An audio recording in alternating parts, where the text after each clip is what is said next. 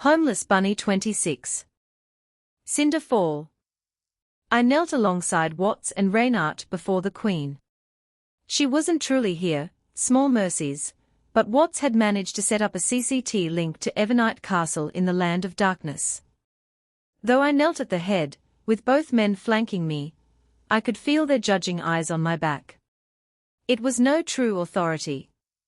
I felt like a lamb before the butcher, front and center to face my mistress' wrath. Just the fact that these two were here at all was a testament to my failure. Watts needed to hack the prison's internal security network.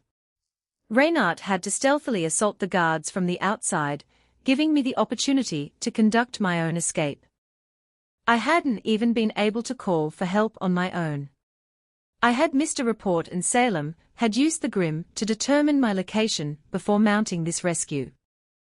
How humiliating. Tell me, Cinder, why my two subjects had to be reassigned to Vale. You had assured me of your success, the Queen of the Grim asked. Her voice was soft and melodic. If I closed my eyes, I could almost picture an angel, but I wasn't fooled. There was danger there, power lying beneath that I feared and craved in equal measure. You, a maiden, however incomplete, was arrested by a soul huntress. I was not, my lady, I said. I had to tell her the truth, that was the only way I got out of this alive. Glinda Goodwitch was powerful, but I could handle her. Oh, her crimson eyes narrowed in implied threat. It was suffocating. She was entire continents away, but her mere displeasure made me feel as though I was breathing in a thick fog. Please, enlighten me. There was an unforeseen variable, my lady. Glinda Goodwitch did not defeat me, someone else did. He was a short, white-haired rabbit faunus with red eyes.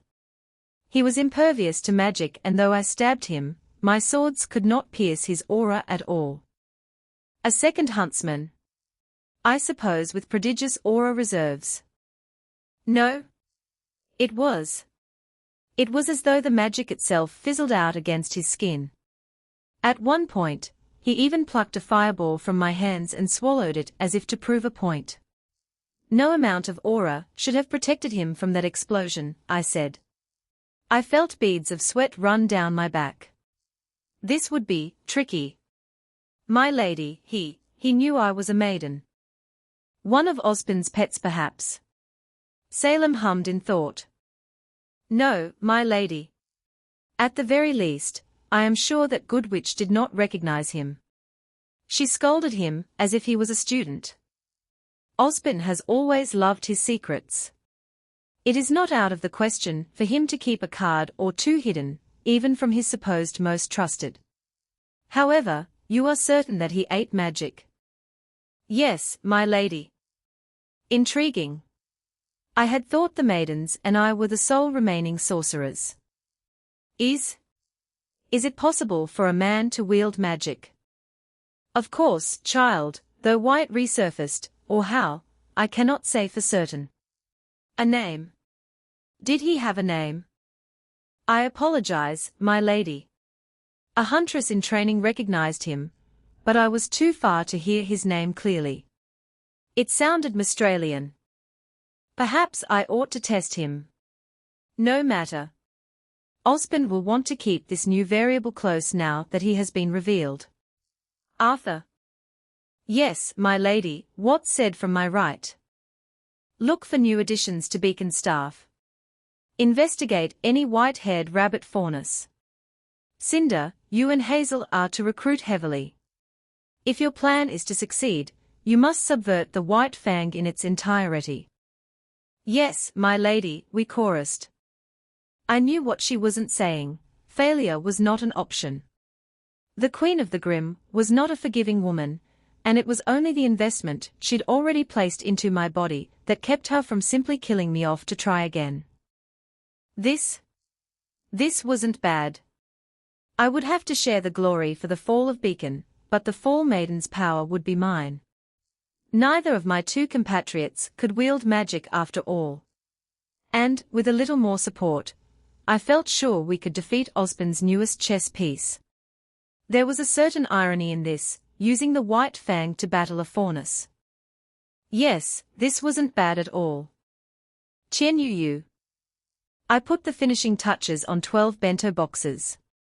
RWBY, by virtue of my kid sister got a share. VALN, what with them eating with us often, looked pitiful enough that I ended up making them some as well. Truly, I was a most gracious and merciful rabbit. Today's lunch was simple, plain, even.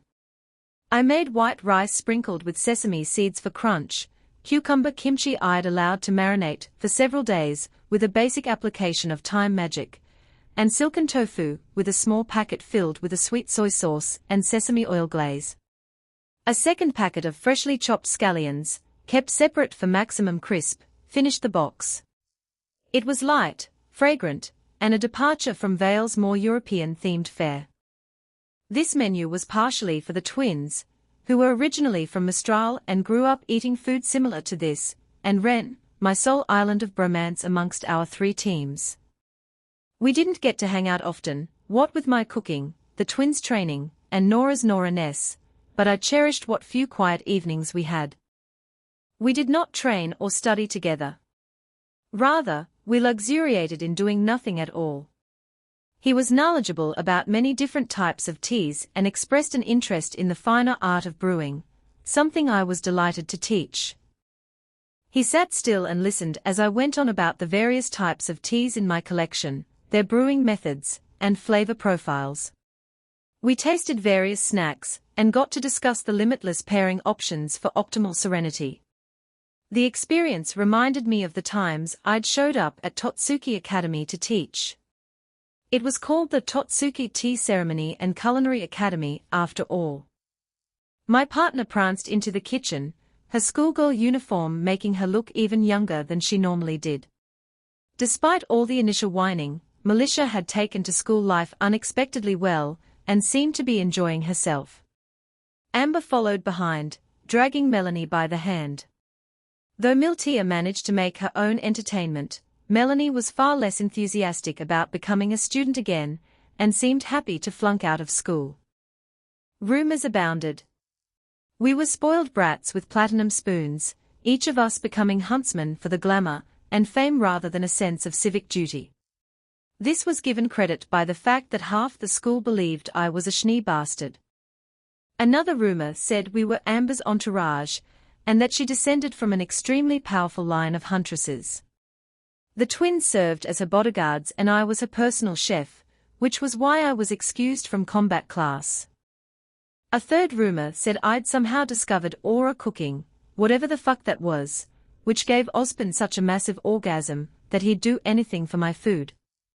The hilarious part of it all was that the third rumor was closest to the truth. As the cooking Campione, my mastery of the culinary Tao was transcendent. There was very little Osborne wouldn't do for my coffee.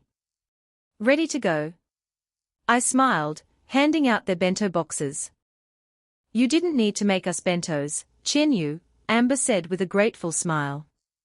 We won't starve if we have to eat cafeteria food for a day. Speak for yourself, farm girl, Miltia said, cradling her bento like a newborn child. Food is like the main perk of being on this team. Not the training. That's the price we pay to get phenomenal food. You two have shown marked progress, you know, and in only what? 5 weeks. We have, haven't we? Melanie preened, sliding up to her twin. Yes, the Moon Bunny's hippest hops are clearly a transcendental martial art, I said, nodding proudly. I'm glad you are finally recognizing its worth. I'm pretty sure it's the increased gravity that's really to thank for their improvement, Chinyu, Amber said. You're right. More gravity sounds like a good idea. What? No. We don't need more gravity, Bun Bun. Miltia squawked. Come on. That's not fair, her twin added. I cackled and walked to the door. The twins swore vengeance upon Amber. They still couldn't pose a challenge to her, even working together, but they were vicious and cunning in a way Amber was not. They'd make their displeasure known. Hilariously, My training sessions had gotten them to bond with my sister, something about shared misery. For her part, Weiss had been forced to reconsider her opinion of the twins when she realized that the reason they lost so badly in every combat class was because they were so dead tired from my sessions. Truly, the blood of hardship was thicker than the water of the womb. We were seated around a table in the cafeteria.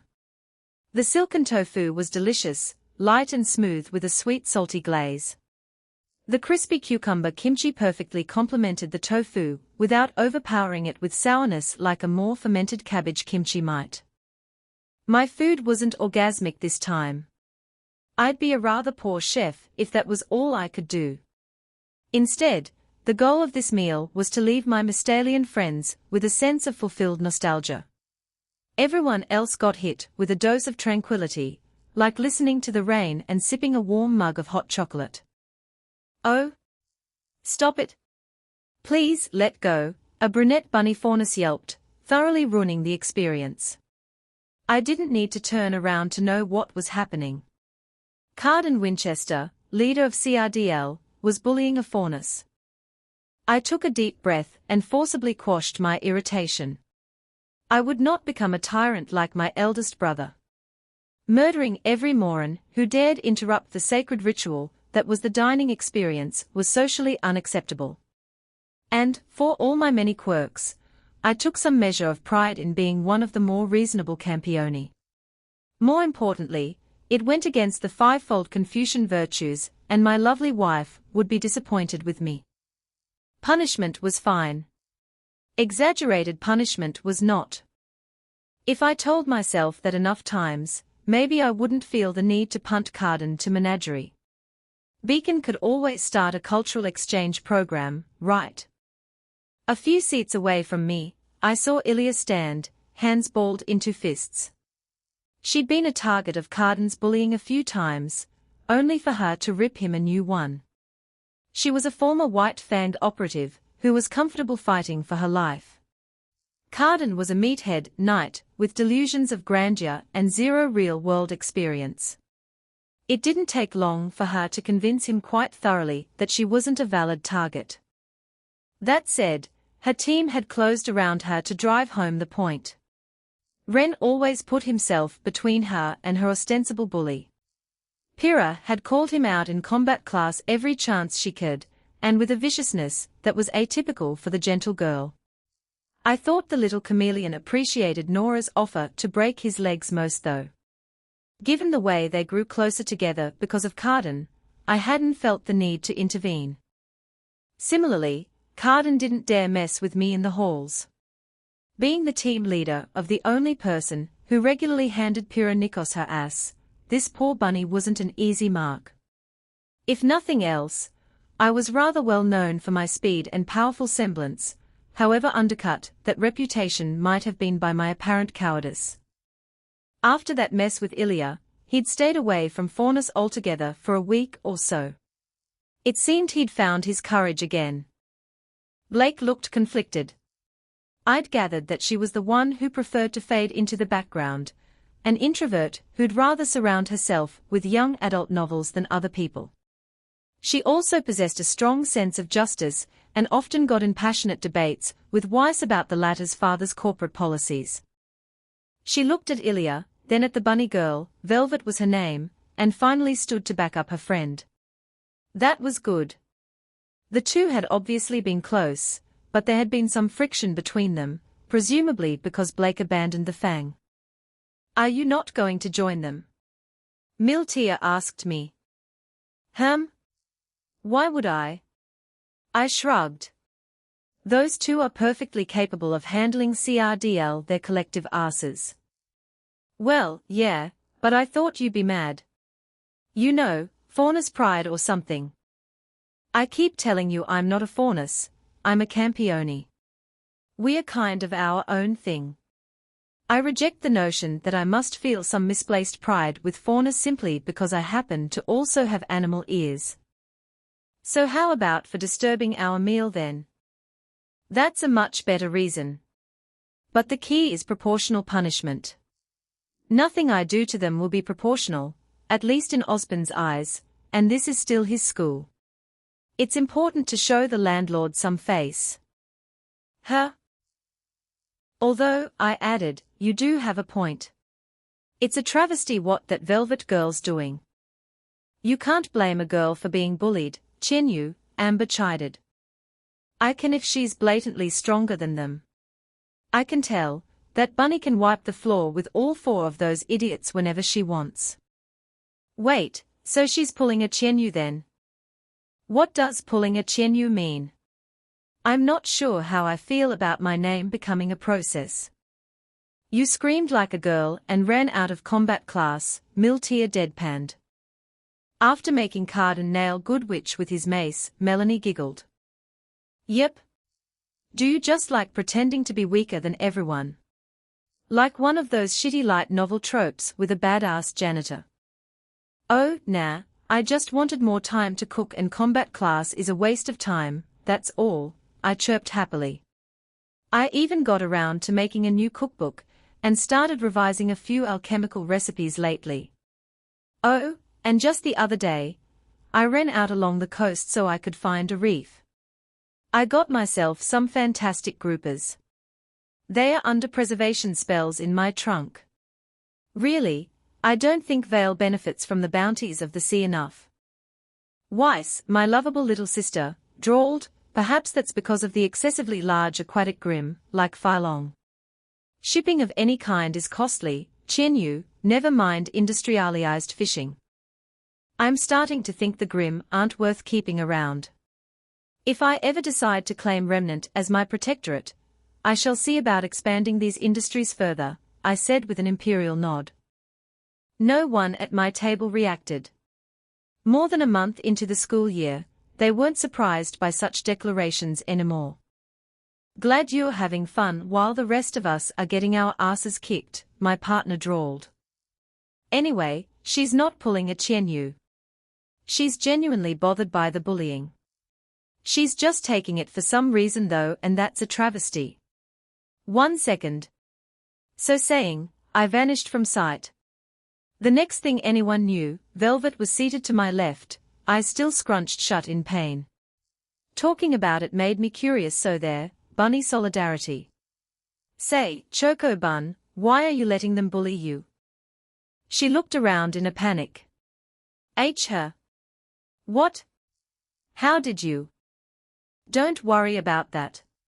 You're stronger than them. Why are you letting yourself get pushed around? PFT, Choco Bun, Melanie giggled next to her. She probably thinks they'll leave her alone once they're satisfied. Now that Velvet was with us, the entire table summarily ignored the ass-kicking going on across the hall. Beacon staff wanted budding huntsmen to solve their own problems.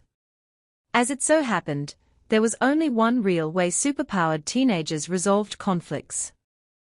A few people looked like they might interfere, though on whose side was unclear. Amber looked around, met them eye to eye, and tapped the table with her finger. Each time she brought her finger down, the air seemed to solidify and grow heavier around their shoulders, pressing them ever more insistently back into their seats. As much as the twins had improved, Amber had grown all the more. Unlike the twins, she started with a background in magic after all. She made me proud to call her my student. In both power and control, she wouldn't fall short against a great knight of a famed mage association. Wisely, no one else tried to stand. Message sent, she turned back to Velvet with a kind smile. That won't work, Velvet. Carden is the kind of trash who feels superior by putting others down. He won't stop leaving you alone, because letting him walk all over you is exactly what he wants. He does, Velvet pointed at me accusingly. He just runs. Ignore our team leader. Seriously. It's better for your sanity. Just assume the universe doesn't have rules where he's concerned, Melanie added. I nodded enthusiastically. An idea was forming in my mind, percolating like the most aromatic of coffees. Exactly. And that's because I am a bunny. I'm pretty sure most bunnies don't warp reality for shits and giggles, Qianyu. Well, obviously not Choco Bun here. She's doing it wrong. I'm, being a faunus, wrong? Velvet asked in her adorable Aussie twang. Where did a faunus pick up an Australian accent, anyway? Wherever it was, I wanted to visit. No. You're being a bunny wrong. I exclaimed. I placed 2 hands on her shoulders and stared her down intently, my ruby eyes peering into pools of deeply confused chocolate. Hear me well, Velvet Scarlatina. Before you are a faunus, you are a bunny.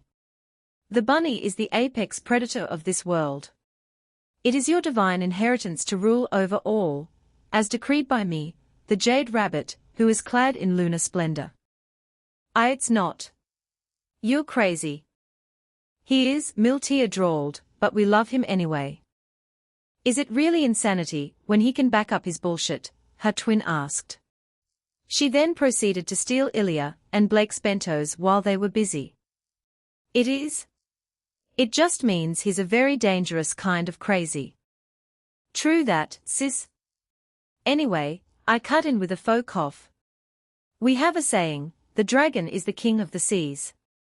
The tiger is the lord of the jungle. But the stars? The stars belong to the jade rabbit. I don't know what that means, the shy bun stammered. Oh, this poor, sweet child. The more I heard of her, the surer I became.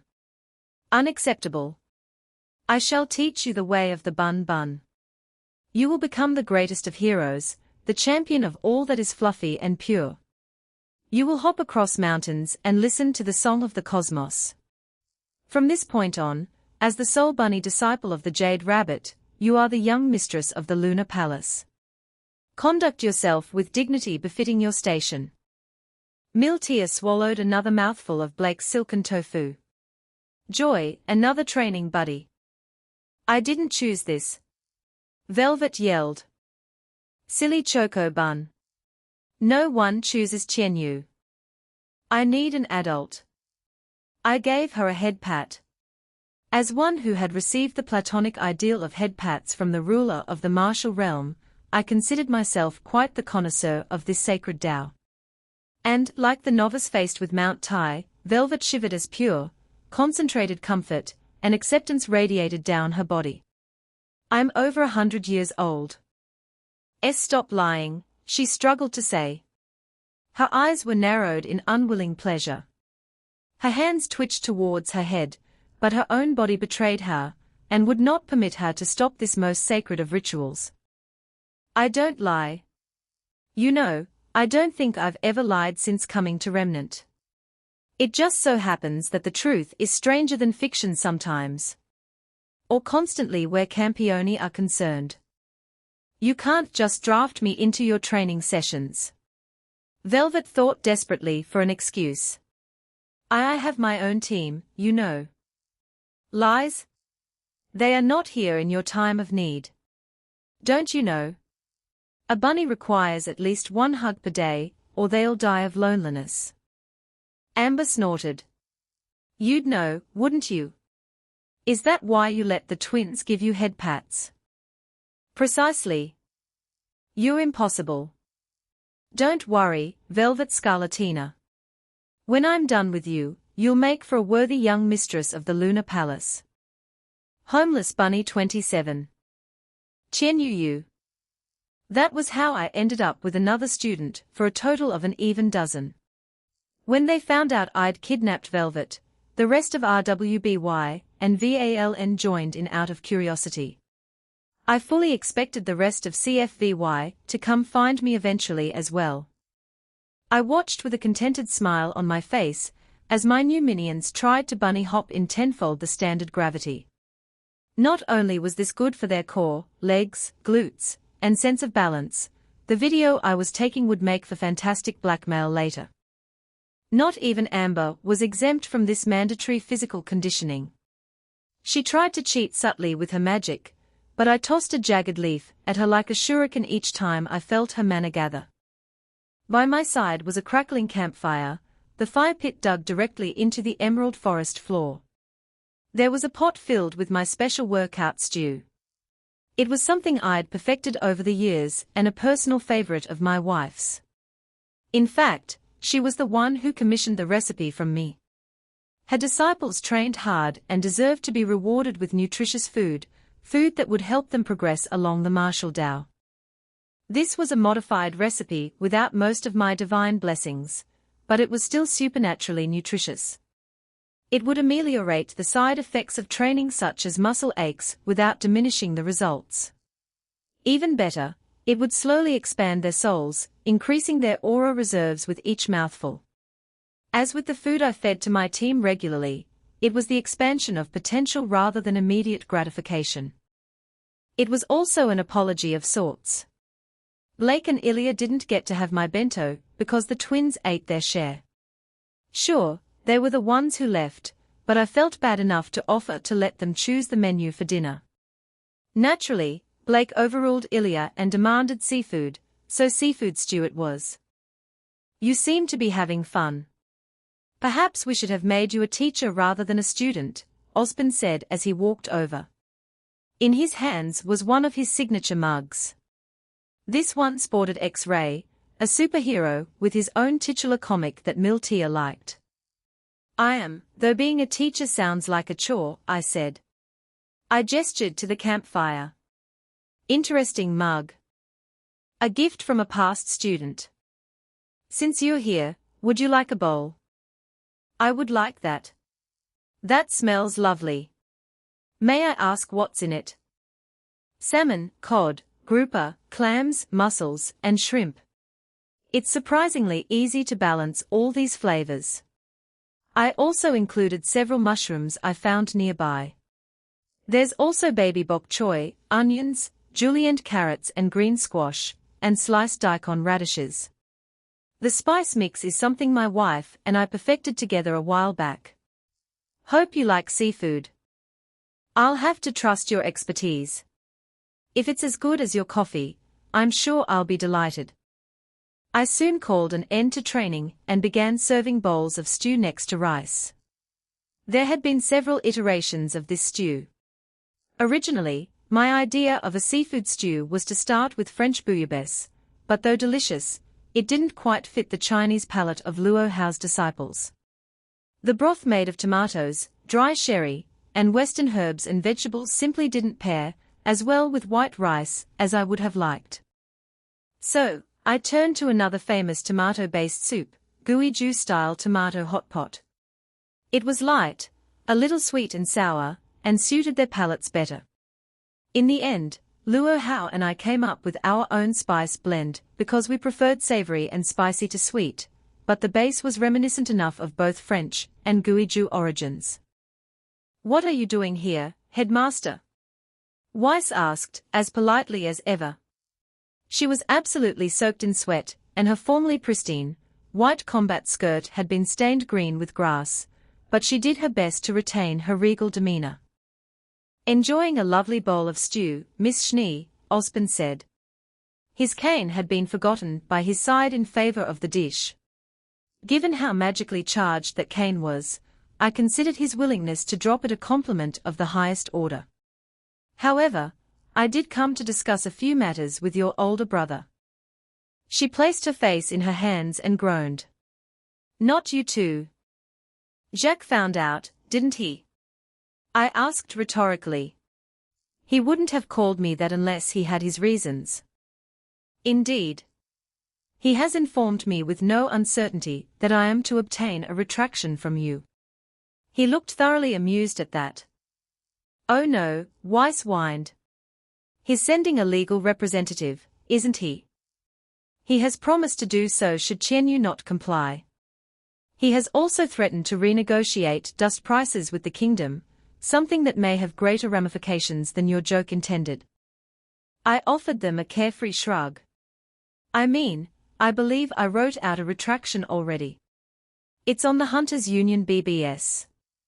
I said, officially, that I am not legally permitted to call myself a Schnee.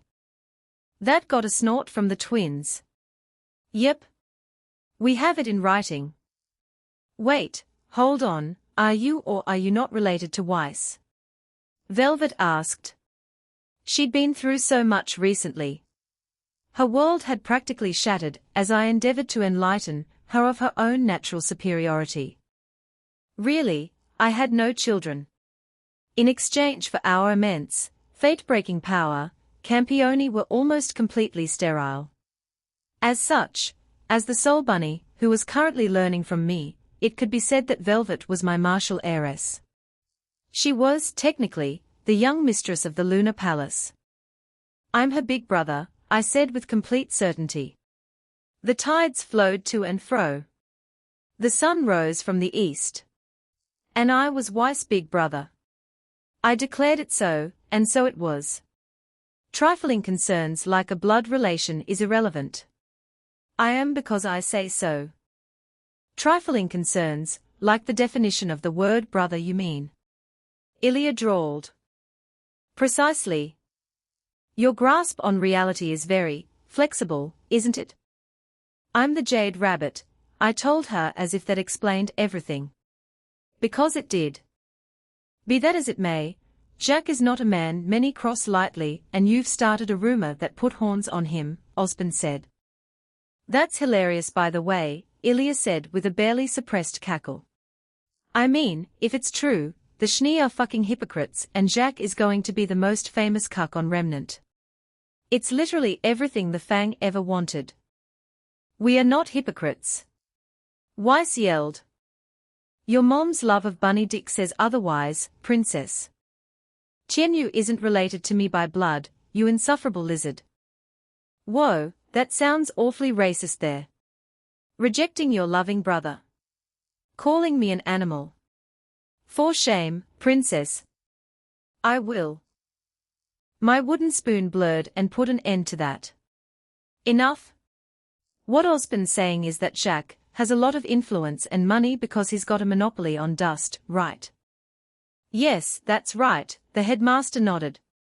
He has the ear of every kingdom's council because of it, no matter his questionable character. Oh, why didn't you just say that? I picked up a rock and focused. When I first arrived in this world, I was very, very hung over. Drinking hebushu sake made from the Yamata no Orokai, then having a few gallons of divine baijiu brewed by Changi would do that to anyone, even a Campione. While I was recovering from my week-long celebration of mine and Luo Hao's 100th year anniversary, I'd noticed that this world was different. It was a true remnant, a byproduct of two gods' tantrum. The dragon veins that should have nourished this world were distorted, twisted into knots in some places, and broken altogether in others. It was no wonder then that this world's people lacked magic. However, the mana of the world had coalesced into natural deposits, like coagulating blood. They formed crystalline structures that the people called dust, nature's wrath. The world was hungry for mana, and in my hung-over stupor, I'd released quite a bit of it into the world. I remembered how the world took my divine mana, and drank of it greedily. There was still a dust crystal the size of a small house where I'd landed, the sheer density of my mana replicating in moments what would likely take the world centuries to do naturally.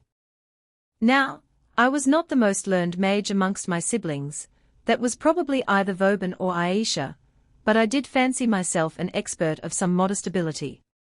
Fine control was something I took a great deal of pride in. As such, it was a simple matter to replicate my own actions. What I could do while hung over, I could do just as easily while sober.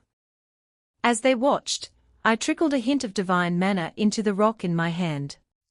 Little flakes of stone fell away, like dried leaves or eggshells, leaving behind a lump of pure, unaligned magic. I tossed it to Osborne. There. Dust? That one has no elemental attunement, but I can put in whatever else I want. Wait, you can make dust? Weiss shouted. I couldn't resist. I shrugged and looked at her blankly. Yes? Can't everyone? Her mouth opened and shut like a gaping fish. My adorable minions watched our back and forth like a tennis match. No. Well, I can. It's a bit like boiling an egg, really. You just stick a rock in enough manner, do some basic alchemy to speed up the planet's natural processes and voila. Amber probably could, too. How is that like boiling an egg? I can. Amber asked, surprised to be dragged into this conversation. How are you doing that? Magic. Remind me to teach you later. Her. Okay, thanks. Say, ounce. Yes, Qianyu. If I turn the entire cliffside to dust, can I get you to tell Jacques to fuck off? He hummed in thought, but we both knew the answer.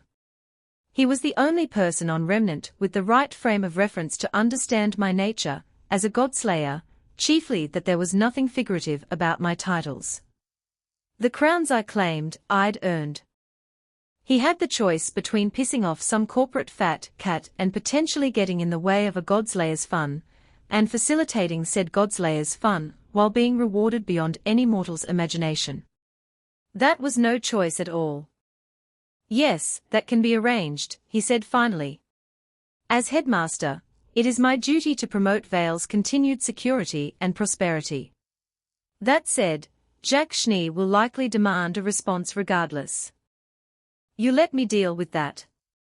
Weiss sighed. Qianyu, I feel like I should be read in on whatever your plan is. Hold up a second. I turned to face the cliffside. It wasn't as though making dust was terribly difficult. What was a little crystallized magic compared to the elixir of life? The world shook as my presence filled the earth. It was the nature of the moon to enact change. It was its nature to embody mystery. I typically favored using my primary authority through food, but there wasn't any hard and fast rule when it came to alchemy. It was, in the end, the art of changing one thing to another via the principle of equivalent exchange. Enough mana overwhelmed the world, forming a visible corona around me. The mana-starved planet reached out hungrily like a baby bird. What would have occurred naturally over millennia became reality in the present as familiar words flowed from my lips. Mine is the secret of the way of all things. Unto my creations I impart the sagely treasures of the Queen Mother's garden. Peach blossom alchemy. The results were immediate. Prismatic mana filled the cliffside, transmuting rock to every color of dust. Those closest to the 5 elements of the wuxing were most prevalent, but sub-elements such as ice were simple enough. I even threw in rarer types like gravity, just to prove I could. There. Now, what were you saying, little sister? She looked at me, then at the cliffside, then back at me. On second thought, us being siblings would greatly improve the future of Remnant, wouldn't it? Go wild. Ruby Rose Pov. Qianyu was doing something crazy. Again. Or, he was continuing to do something crazy. The whole definitely not a Schnee thing started even before initiation, after all. I didn't know. What I did know was that he'd somehow roped Weiss into this. Weiss? Miss Prim and proper. The whole thing was like a fever dream, one caused by delicious fish stew. My thoughts warred with each other. One side, the one that loved food and loved my baby even more, said I should ignore it all. This wasn't my business. The other, responsible team leader Ruby side said I should at least check in on my new bestie. Weiss? I called hesitantly. Down my responsible side. It had been growing louder lately. Yes, Ruby? We were all in bed. Young was already snoring. Blake and Weiss were reading 2 very different books, one I wouldn't touch with a 10-foot pole, and another I wasn't allowed to touch with a 10-foot pole. Are you sure letting Qianyu go wild was a good idea? Ruby, do you have any idea how much that dust cliff is worth? A lot. Billions. Billions of lien at a conservative estimate. When dust gets mined, it doesn't just come up already formed into pretty little crystals. Dust is like any other mineral.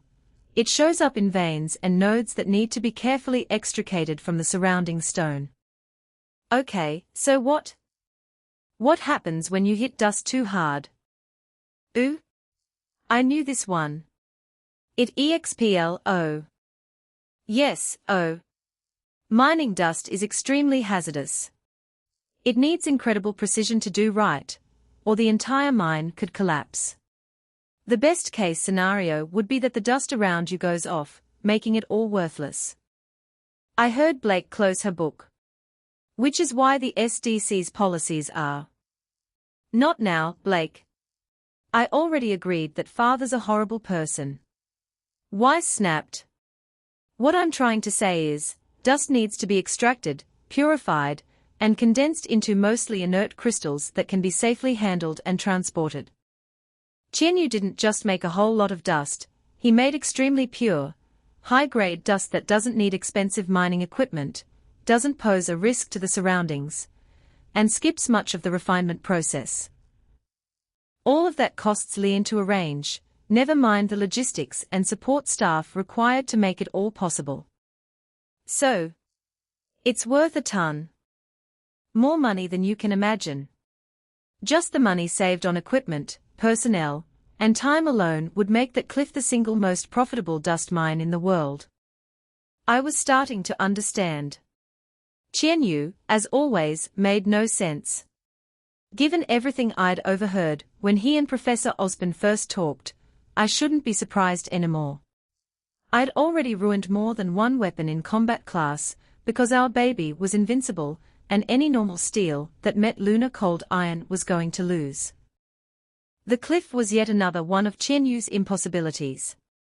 He already gave me Crescent Rose Mk2, so now it was Weiss' turn to get something. Then again, just because I had to be supportive didn't mean I couldn't have my fun. I get it, I nodded. You do? I mean, that's good, Weiss said. You're a gold digger. I heard Blake choke back a laugh. That's what Yang says when someone likes money, right? She said I'm one because Qianyu and I made our baby together. You made a what now? She means her weapon. Wait, is that why it cut through Dove's sword the other day? Blake asked. Yep. Our baby is made out of some super metal. I tried to make Crescent Rose myself, but I couldn't even get the forge hot enough to dent the nugget. Qianyu had to do some weird magic thingy. That's so unfair. How come you get a super weapon? Wait, step back a bit. I'm not a gold digger. Weiss yelled indignantly. Ah, there it was. Yang acted like I was so innocent. It got annoying sometimes, but it was pretty fun when everyone else tried to decide if I was messing with them on purpose or not. I mean, definitionally speaking, Blake trailed off, highly amused with this conversation. Oh, don't you start. I was going to say, you're not a gold digger because you're not sleeping with him. Right? Exactly, RWBY. Don't let Yang fill your head with nonsense. But I could practically hear Blake's smug grin. If your own conscience condemns you, let it be the one to cast the first stone. I hate you both. Seriously though, how long would that much dust last if it's used by a kingdom like Vale? I have no idea, Weiss said. It depends on how deep it goes, I suppose. Even so, considering that it's all one solid chunk rather than small veins, I would say quite a while. That's really impressive. Is there any truth to the whole jade rabbit nonsense he keeps spouting? I mean, maybe. He has his bunny mafia too, but I don't think he's literally some moon god who's come down from another world. Why yeah, no way. Ha ha ha ha. Gods aren't real, I laughed nervously.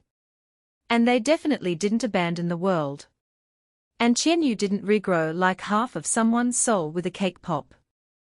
RWBY, those are some very specific denials. Look at the time. We should all go to sleep. Busy day tomorrow. RWBY? RWBY? You know that makes you seem even more suspicious, right? Weiss said. She kicked the bunk below me, but I let out a loud snore. She couldn't be suspicious of sleeping people. That was against the rules. Willow Schnee. Klein, what is this? I asked. It was morning. Like most mornings, I was hung over and my head throbbed from the lack of hydration. It was a sad state of affairs, one best remedied with more wine. Yet, instead of more wine, the head butler held a scroll in his hand, one already turned to a video. Well, madam, I believe I have something you should see, he said. I sighed. I knew that tone. It was the same tone father used to express disappointment in me. Oh, he never said it, but it was heavily implied. Klein had been with the family for so long that he had father's trademark tone down pat. I sat up in bed. Groggily, I stood and used the nightstand to prop myself up. Fine, shower first. And more wine. I'm not dealing with whatever that is sober. To my surprise, Klein did not protest. That would not be an unreasonable response in this case, Madam Schnee. I looked at him more closely. Few things ever showed on his face. He was a professional of the highest caliber. He was a young boy when he was hired by my father as a hedge trimmer, and had seen everything there was to see. Yet, I could spy the crinkling of his crow's feet, the nervous tension that poked holes in his normally unflappable facade. That bad, huh? I waved him off before he could speak. Never mind. I'll see for myself. Just have another bottle brought up. Yes, madam. I stared blankly at the scroll in front of me. I had a shower. I had breakfast, a light, 2-egg omelette with a gooey center dusted with chives and freshly cut oats.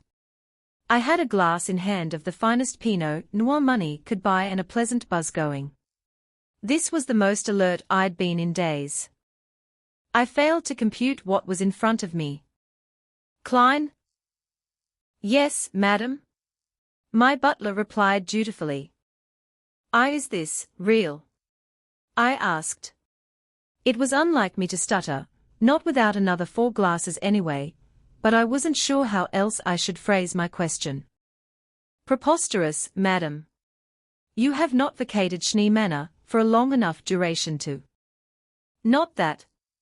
I think I'd remember having a second son, I snapped. I was a lush, a pale shadow of who I used to be, but I wasn't that far gone. This claim. Is it being made in earnest? It's not some joke.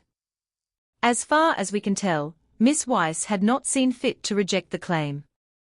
That changed nothing. It gave the fauna some credit, but Jacques would bury him alive, maybe literally. Dear Mother, an open letter to Willow Schnee, read the video title. It had been published onto the Hunters Union message boards by one Rabbit Stew. The thumbnail was a picture of my presumed bastard son, according to the comments. He was an absolutely adorable bunny faunus with red eyes and my family's trademark white hair. He was certainly pretty enough to be a Schnee, no, even prettier. Putting aside everything else, there was an ethereal, sublime beauty about him, as if the gods opted to make a perfect statue to show all humans how much we fell short. I read the title one more time. I understood the words individually, but their collective whole slid off my vision. They formed meanings I was not drunk enough to entertain.